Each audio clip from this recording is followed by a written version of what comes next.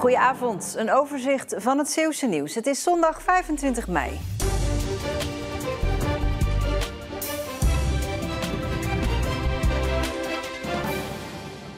Mohamed Khalil Ahmed Al-Bettini, 52.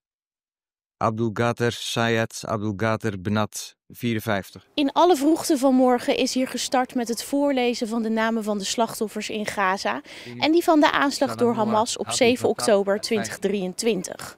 72 uur lang klinken hier op de markt in Middelburg de namen van alle overledenen. Hanan Shaban Ismail Sidawi, 55. Hoe voelt het om nou daar te staan en die namen zo voor te lezen? Aan de ene kant heeft het iets heel monotoons en dat het maar doorgaat en doorgaat.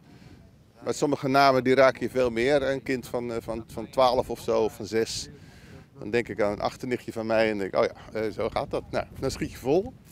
Maar dat geeft ook helemaal niet. Dan slik je even en adem je even en je praat en je leest op. Je leest er gewoon verder voor. Amira Mohammed Ramadan Al-Jamal, 63. Hashem Arafat Mustafa Arif, 70. Wat vindt u ervan dat dit voorgelezen wordt? Een bijzondere wijze om aandacht te vragen voor de situatie in de Gaza. Heel goed. Er zou meer moeten gebeuren. Je wilt toch iets doen. En dit lijkt me ook iets zonder dat je een mening hoeft te verkondigen. Maar kun je toch betrokken zijn en zo laten merken dat je betrokken bent. En met het voorlezen van de namen en de leeftijden willen we iets van die menselijkheid proberen weer te benadrukken en terug te geven. Onder de motorkap hebben we een aanpassing gedaan. En dat is deze plaat die je hier zien. Wij noemen dat een detector. Dankzij dit vernieuwde stukje techniek kunnen ze bij het ZRTI in Vlissingen sinds kort nog nauwkeuriger bestralen. Met name patiënten met een tumor in het bekkengebied hebben baat bij deze vernieuwing. De patiënt komt hier binnen en die gaat op onze bestralingstafel liggen. Eerst wordt dan een scan gemaakt om te kijken waar de tumor precies zit. Want met name in het bekkengebied kan dat steeds veranderen.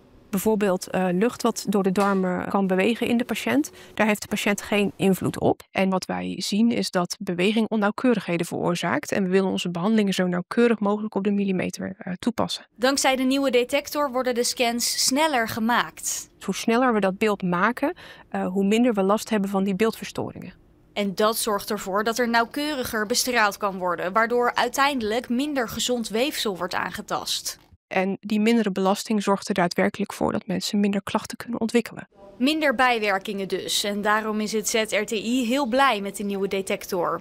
Het is fijn om te zien dat wat eerst nog toekomstmuziek is, dat dat daadwerkelijk binnenkomt. Dat je daar gebruik van kan maken en dat we dat aan kunnen bieden aan onze patiënten. Over een tijdje krijgt ook het digitale systeem een update. En het ZRTI hoopt dan ook de duur van de behandeling te kunnen verkorten. Beroemd vanwege de vele verschillende plant- en diersoorten. Maar met de gloednieuwe Soorten Challenge wordt nog beter blootgelegd wat er nu precies leeft in het natuurgebied. In alle nationale parken in Nederland gaan deze weken mensen op zoek naar alles wat leeft in de nationale parken. Dus planten, dieren, misschien schimmels. En dat brengen we in kaart.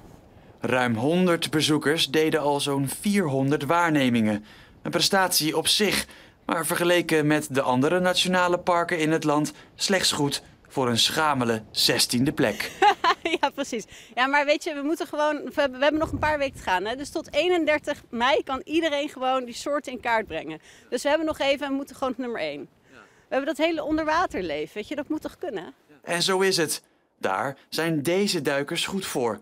Zij zetten ons nationaal park weer een paar plekken hoger. 32 soorten gevonden. Ja, 32 soorten. En dat gaat van slipanemoon tot garnaaltje, tot krab, fluwelen krab, echte Noordzeekrab. Heel veel dingen die je daar kan zien. Heel erg leuk. Bezoekers kunnen meedoen tot 31 mei.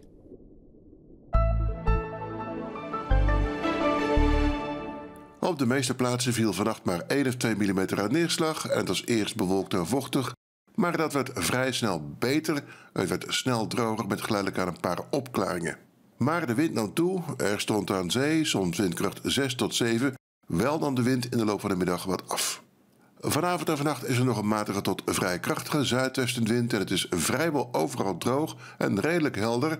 Ook morgen is er meestal windkracht 3 tot 5 en het is een vriendelijke dag met veel opklaringen en vooral wat stapelwolken. Maar de lucht is onstabiel genoeg voor een paar lokale en kortdurende buien.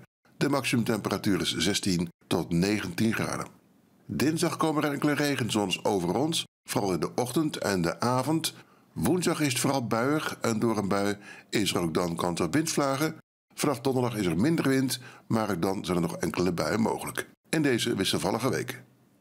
En met het weer zijn we aan het einde van deze Zeeland Nu. Een hele fijne avond.